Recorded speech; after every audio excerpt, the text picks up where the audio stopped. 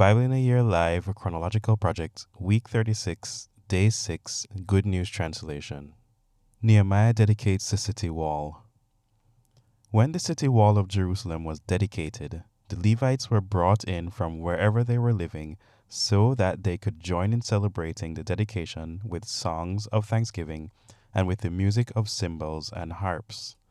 The Levite families of singers gathered from the area where they had settled around Jerusalem and from the towns around Netophah, and from Beth Gilgal, Geba, and Asmaveth.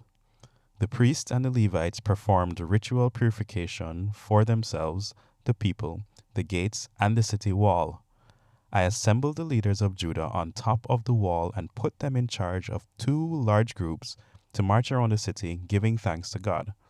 The first group went to the right on top of the wall toward the rubbish gate. Hoshaiah marched behind the singers, followed by half the leaders of Judah. The following priests blowing trumpets marched next: Azariah, Ezra, Meshullam, Judah, Benjamin, Shemaiah, and Jeremiah. Next came Zechariah, the son of Jonathan and grandson of Shemaiah. His ancestors also included Mattaniah, Micaiah, and Zachar of the clan of Asaph. He was followed by other members of his clan: Shemaiah, Azarel, Milalai, Gilalai, Ma'ai, Nethanel, Judah, and Hanani, all of whom carried musical instruments of the kind played by King David, the man of God. Ezra the scholar led this group in the procession. At the fountain gate, they went up the steps that led to David's city, past David's palace, and back to the wall at the water gate on the east side of the city. The other group of those who gave thanks went to the left along the top of the wall, and I followed with half of the people. We marched past the Tower of the Ovens to the broad wall, and from there we went past Ephraim Gate, Jeshanah Gate, the Fish Gate, the Tower of Hananel, and the Tower of the 100 to the Sheep Gate. We ended our march near the gate to the temple. So both the groups that were giving thanks to God reached the temple area in addition to the leaders who were with me. My group included the following priests blowing trumpets: Eliakim, Maaseiah, Miniamin, Micaiah, Elioenai, Zechariah, and Hananiah. And they were followed by Maaseiah, Shemaiah, Eleazar, Uzzi, Jehohanan, Melchijah, Elam, and Ezer. The singers, led by Jezariah, sang at the top of their voices. That day many sacrifices were offered, and the people were full of joy because God had made them very happy. The women and the children joined the celebration, and the noise they all made could be heard for miles, providing for worshiping the temple. At that time, men were put in charge of the storerooms where contributions for the temple were kept, including the tithes and the first grain and fruit that ripened each year. These men were responsible for collecting from the farms near the various cities the contributions for the priests and the Levites, which the law required. All the people of Judah were pleased with the priests and the Levites, because they had performed the ceremonies of purification and the other rituals that God had commanded. The temple musicians and the temple guards also performed their duties in accordance with the regulations made by King David and his son Solomon. From the time of King David and the musician Asaph long ago, the musicians have led songs of praise and thanksgiving to God. In the time of Zerubbabel, and also in the time of Nehemiah, all the people of Israel gave daily gifts for the support of the temple musicians and the temple guards. The people gave a sacred offering to the Levites, and the Levites gave the required portion to the priests. Separation from foreigners. When the law of Moses was being read aloud to the people, they came to the passage that said that no Ammonite or Moabite was ever to be permitted to join God's people. This was because the people of Ammon and Moab did not give food and water to the Israelites on their way out of Egypt. Instead, they paid money to Balaam to curse Israel, but our God turned the curse into a blessing. When the people of Israel heard this law read, they excluded all foreigners from the community. Nehemiah's reform. The priest Eliashib, who was in charge of the temple storerooms, had for a long time been on good terms with Tobiah. He allowed Tobiah to use a large room that was intended only for storing offerings of grain and incense, the equipment used in the temple, the offerings for the priests, and the tithes of grain, wine, and olive oil given to the Levites, to the temple musicians, and to the temple guards. While this was going on, I was not in Jerusalem, because in the 32nd year that Artaxerxes was a king of Babylon, I had gone back to report to him. After some time, I received his permission and returned to Jerusalem.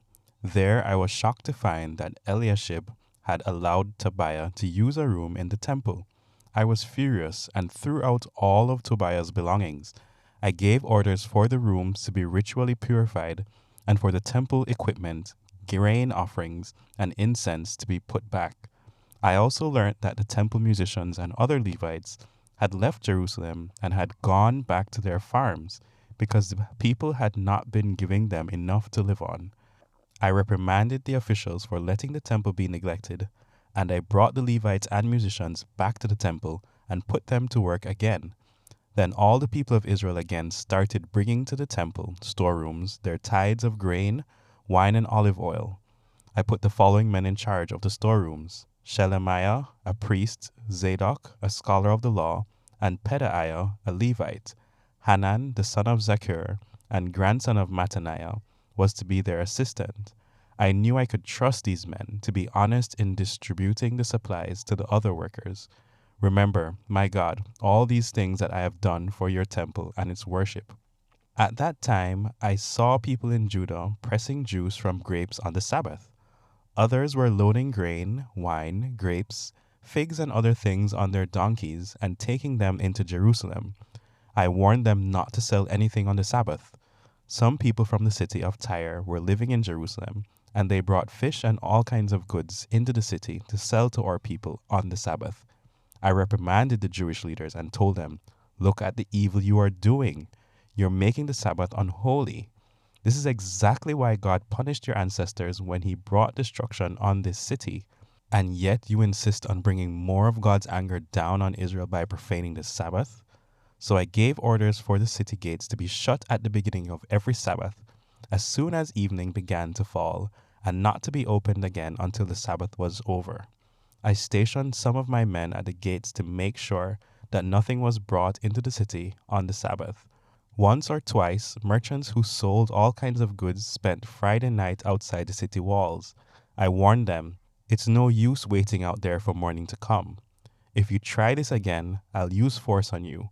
From then on, they did not come back on the Sabbath. I ordered the Levites to purify themselves and to go and guard at the gates to make sure that the Sabbath was kept holy. Remember me, O God, for this also, and spare me because of your great love. At that time, I also discovered that many of the Jewish men had married women from Ashdod, Ammon, and Moab. Half of their children spoke the language of Ashdod, or some other language, and did not know how to speak our language. I reprimanded the men, called down curses on them, beat them, and pulled out their hair.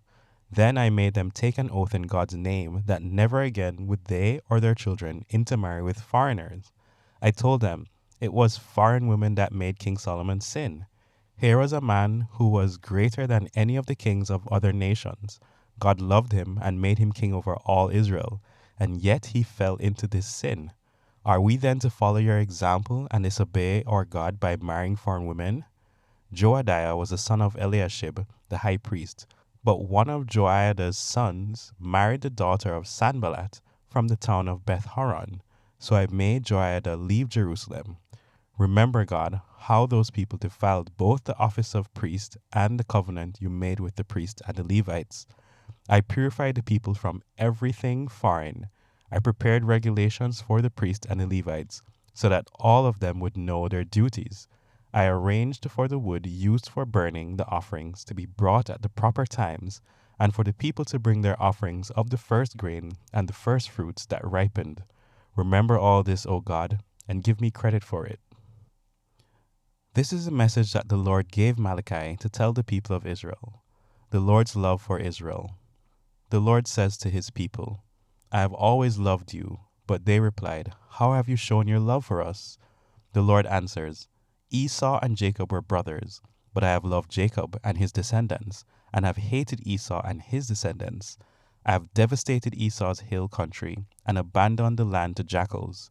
If Esau's descendants, the Edomites, say, Our towns have been destroyed, but we will rebuild them, then the Lord will reply, Let them rebuild. I will tear them down again. People will call them the evil country, and the nation with whom the Lord is angry forever. The people of Israel are going to see this with their own eyes, and they will say, The Lord is mighty even outside the land of Israel. The Lord reprimands the priest. The Lord Almighty says to the priests, Children honor their parents, and servants honor their masters. I am your father. Why don't you honor me? I am your master. Why don't you respect me? You despise me, and yet you ask, How have we despised you? This is how, by offering worthless food on my altar. Then you ask, How have we failed to respect you? I will tell you, by showing contempt for my altar. When you bring a blind or sick or lame animal to sacrifice to me, do you think there's nothing wrong with that? Try giving an animal like that to the governor. Would he be pleased with you or grant you any favors? Now, you priests, try asking God to be good to us. He will not answer your prayers, and it will be your fault. The Lord Almighty says, I wish one of you would close the temple doors as to prevent you from lighting useless fires on my altar. I am not pleased with you.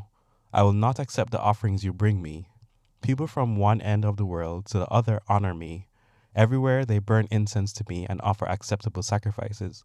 All of them honor me. But you dishonor me when you say that my altar is worthless, and when you offer on it food that you despise. You say, How tired we are of all this, and you turn up your noses at me. As your offering to me, you bring a stolen animal or one that is lame or sick. Do you think I will accept that from you? A curse on the cheater who sacrifices a worthless animal to me, when he has in his flock a good animal that he promised to give me. For I am a great king, and people of all nations fear me. The Lord Almighty says to the priests, This command is for you. You must honor me by what you do.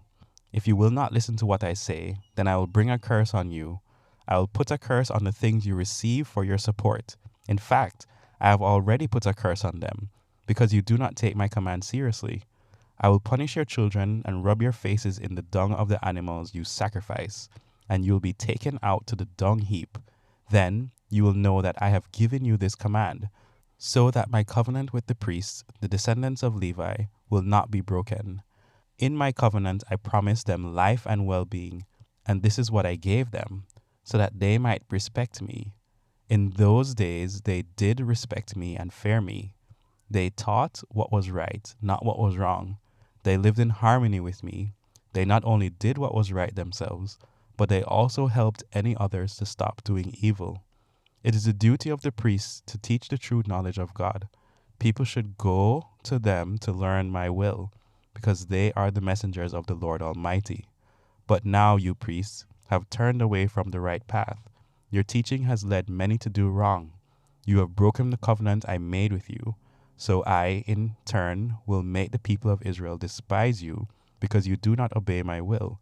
And when you teach my people, you do not treat everyone alike.